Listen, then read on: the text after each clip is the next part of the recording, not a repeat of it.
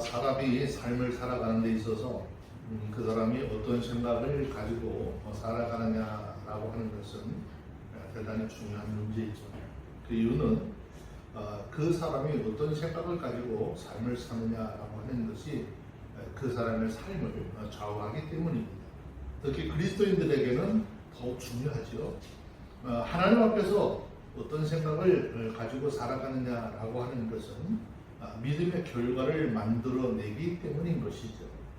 그래서 오늘 본문의 말씀을 통해서 함께 교제를 하면서 정말 그리스도인으로서 어떤 생각, 어떤 마음을 가지고 삶을 살아야 할지 함께 은혜를 나누는 시간이 되기를 원합니다.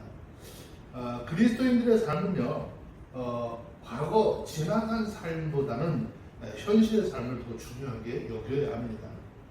오늘 본문 전도서 7장 10절로 11절 말씀에 보면 옛날이 오늘보다 나은 것이 어찌미냐 하지 말라 이렇게 묻는 것이 지혜가 아닌지라. 지혜는 유업같이 아름답고 햇빛을 보는 자에게 유익하도다 라고 했어요. 자, 이 말씀은 자신에게 주어진 현실에서 자신이 감당해야 할 현실의 사명을 외면하고 지나간 시절만 생각하는 아주 나약하고 어리석은 사람의 삶의 태도를 책망하는 그런 말씀입니다. 이 말은 어리석은 사람이 좀 즐겨하는 그런 말인데요. 나도 왕년에 이만큼 너만큼 잘 살았다라고 하는 것인데 왜 이런 말이 어리석은 말인가 라고 하는 것이죠.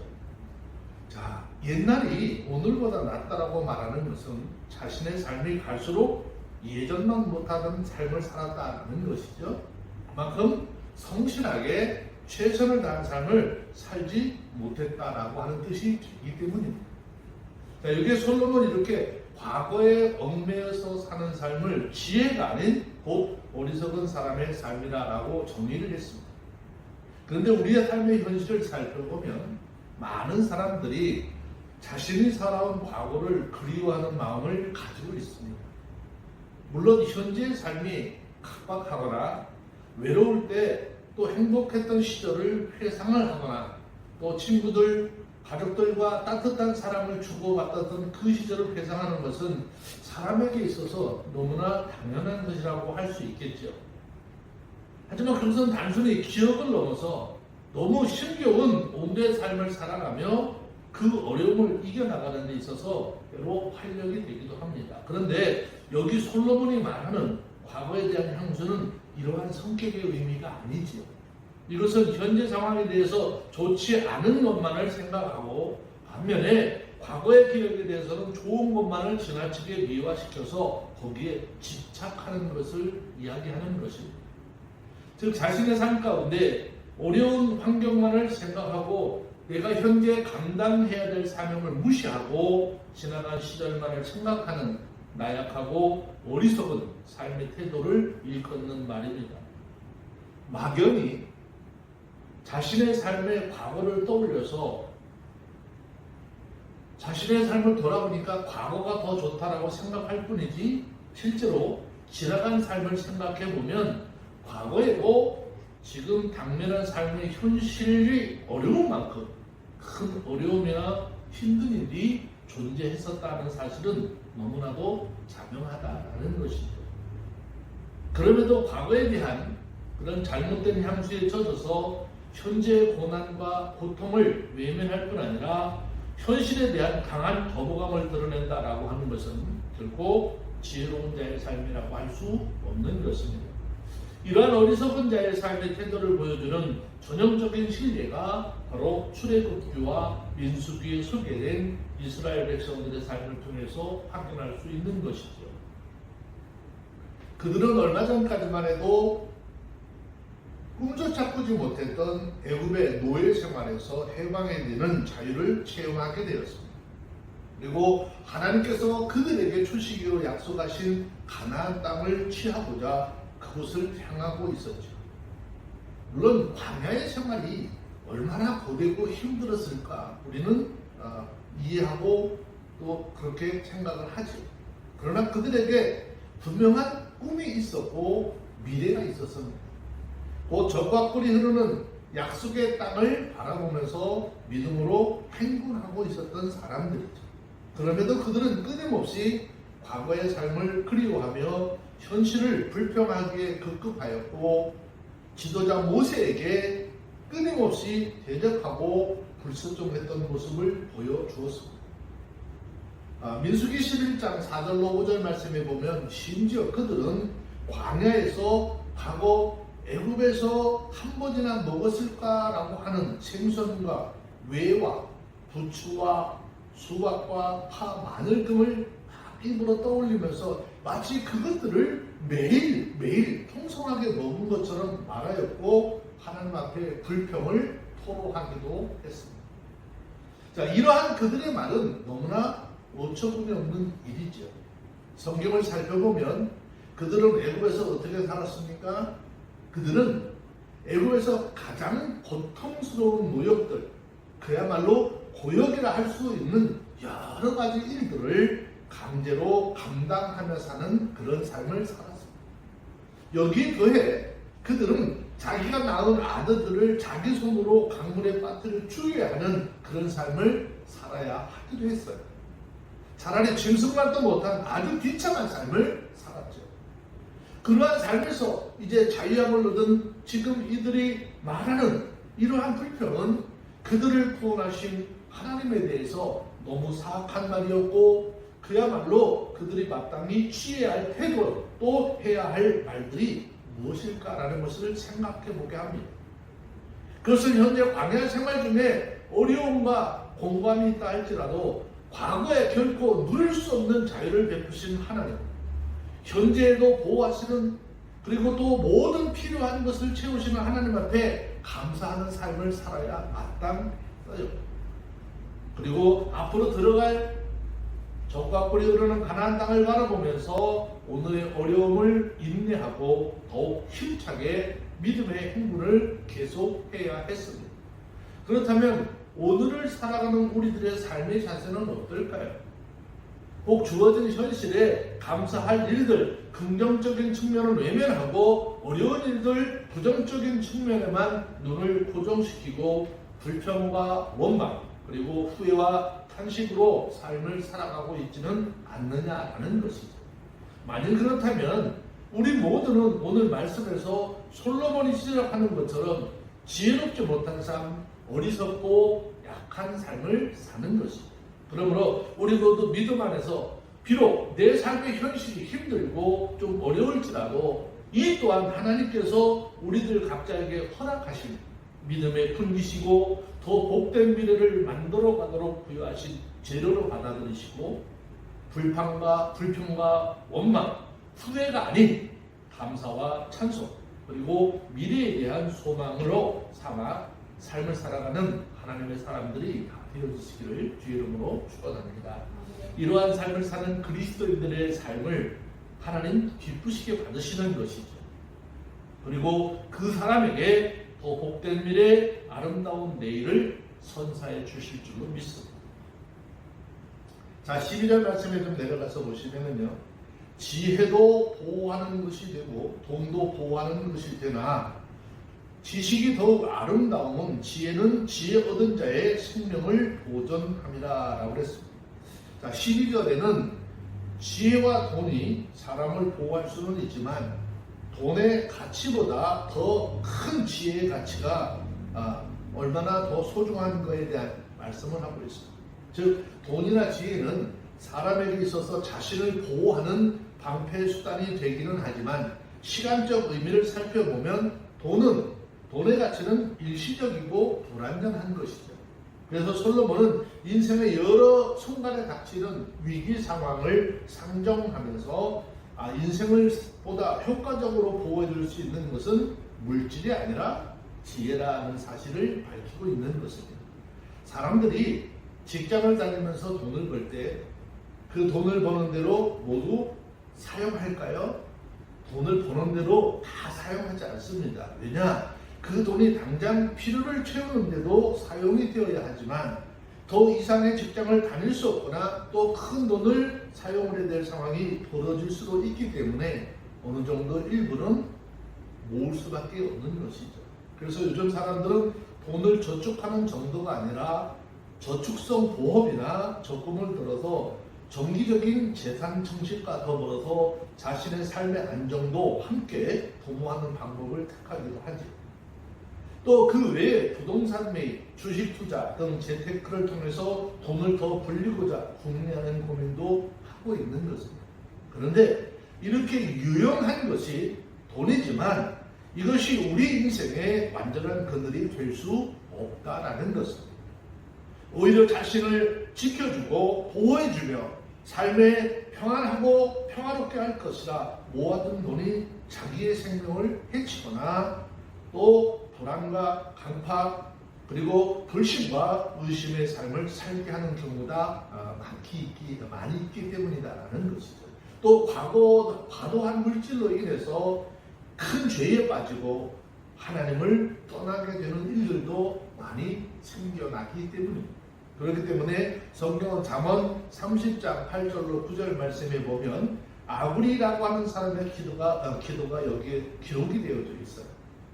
자, 그 기도의 내용은 뭘까요? 하나님, 나로 하여금 가난하게도 마옵시고 부하게도 마옵시고 오직 필요한 양식으로 내게 먹이소서. 혹 내가 배불러서 하나님을 모른다. 여호와가 누구냐 할까 하오며 혹 내가 가난하여 도적질하고 내 하나님의 이름을 욕되게 할까 두려워함이라 라고 기도했습니다.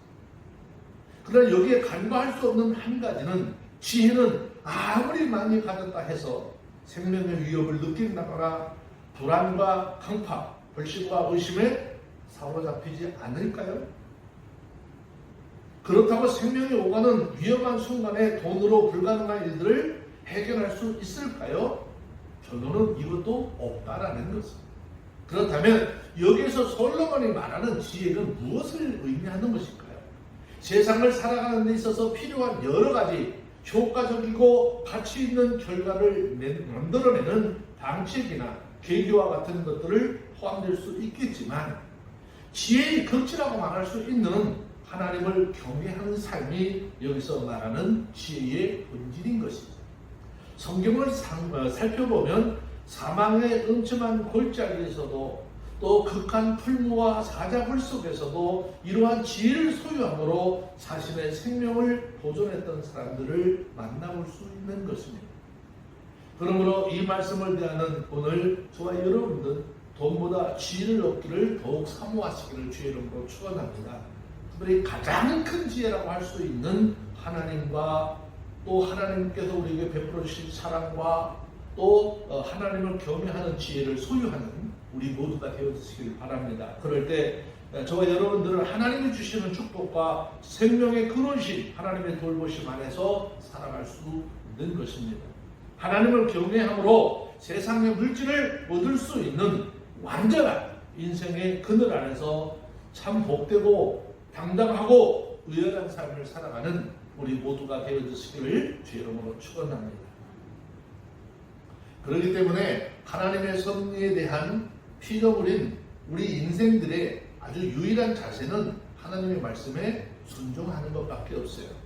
전도서 7장 13절 14절 말씀 봅니다. 하나님의 행하시는 일을 보라. 하나님이 굳게 하신 것을 누가 능히 곧게 하겠느냐. 형통한 날에 기뻐하고 공고한 날에 생각하라. 하나님이 이 두 가지를 병행하게 하사 사람으로 그 장래의 길을 능히 헤아려 알지 못하게 하셨느니라 라고 했습니다. 자, 하나님이 행하시는 일을 보라 라고 하는 이 말은 하나님께서 이루고자 하시는 섭리를 분명하게 깨달으라 라는 말입니다. 저 인생들을 향해서 하나님께서 얼마나 온전하신 분인지, 얼마나 지혜롭고 완전한 일을 이루시는지를 분명히 깨달아 알라라고 하는 권면의 말씀이죠. 그러면서 하나님께서 구부러뜨리신 것을 과연 누가 펼 수 있겠느냐라고 의미심장한 말로 본문의 말씀을 마무리 지었습니다. 여기 굽게 하다라고 하는 말의 뜻은 하나님께서 이 세상을 하나님 뜻 가운데 운행하시고 이끄시는 등 강권적인 역사하심을 의미하는 말인데, 이 안에는 인간이 삶을 살아가는 날 동안에 감당해야 할 시련과 환난, 불행과 역경도 포함이 되어져 있는 것이죠. 이러한 일들은 하나님의 은혜가 아니면 감당할 수 없는 것입니다. 이것은 하나님의 전능하신, 확고부동하신 온전하심을 나타내는 것과 동시에 사람이 지닌 한계와 연약함을 직시할 수 있도록 알려주는 것입니다. 따라서 이러한 본절의 말씀의 가르침은 궁극적인 실천사항인 피조물인 인간은 그 자신이 어떠한 삶의 처지에 놓여 있든지 그 안에 숨겨진 창조주 하나님의 신실하신 뜻을 발견하고 그 뜻에 순종해야 한다라는 말씀입니다. 만일 그것을 섣불리 바꾸려고 하거나 불순종하여 대적하려고 한다면 그것은 참으로 어리석고 망령된 행동이라는 것입니다. 여러분, 지혜를 소유한 사람과 미련한 사람의 차이가 무엇일까요? 지혜를 소유한 사람과 미련한 사람의 차이는 이런 겁니다. 지혜자는 자신이 어찌 해볼 수 있는 것들을 주목해서 그것을 바꾸고자 노력을 하지만, 미련한 자는 자신이 어떻게 해볼 수 없는 운명과 숙명에 대해서 집착하고 그것을 바꿔보려고 하는 미련을 버리지 못한다는 것입니다. 우리가 깊이 생각을 해봐야 될 것은 하나님의 뜻은 결코 사람이 마음대로 바꿀 수 있는 성격의 것이 아니지요. 그 일례로 하나님이 조성하셔서 우리가 살고 있는 이 지구의 특성 중 자전과 공전을 생각해 봐야 하는 것이죠. 지구는 하루에 한 바퀴씩 자전을 하고 1년에 태양을 한 바퀴씩 공전을 합니다. 그리고 지구는 그 자전축이 약간 기울어져 있어요. 이것이 바로 계절의 변화를 만들어내는 것이다라고 과학자들은 이야기하고 있어요. 그렇다면 만일 하나님께서 이렇게 기울어진 자전축을 사람이 이은 대로, 사람의 임의대로 이것을 올바르게 세운다라고 한번 생각을 해보자고요. 아마도 이 세상은 더 이상 사람이 살 수 없는 환경이 되고 말 것입니다. 단적인 실례지만 그 외 지구의 자전의 속도, 공전의 속도, 그것이 태양광의 거리 등으로 하나님께서 세워주신 것입니다. 이것을 만약에 인간 임의로 바꿀 수는 없지만 만약에 바꾼다면 세상은 그야말로 대파국이 찾아오고 말 것입니다. 이것은 단지 이와 같은 자연 질서에만 적용이 될까? 자연적인 질서에만 적용이 되는 말이 아닙니다. 하나님이 우리에게 세우신 가정의 질서, 양심의 법 등을 비롯한 모든 법칙과 섭리가 다 그런 것이죠. 여기에 대해서 인간이 할 수 있는 일이라고 하는 것은 하나님의 뜻에 순종하는 것뿐이지 거기에 대해서 결코 가타부타 얘기할 수 없는 것입니다. 그런데 대부분의 사람들이 이 사실을 인식하지 못하며 살아가고 있죠. 조그마한 권력을 가지고 있어도 상대적으로 다른 사람보다 조금 더 많은 물질, 또 지식만을 가지고도 마치 세상을 자기 손으로 주무를 수 있다라고 생각을 합니다.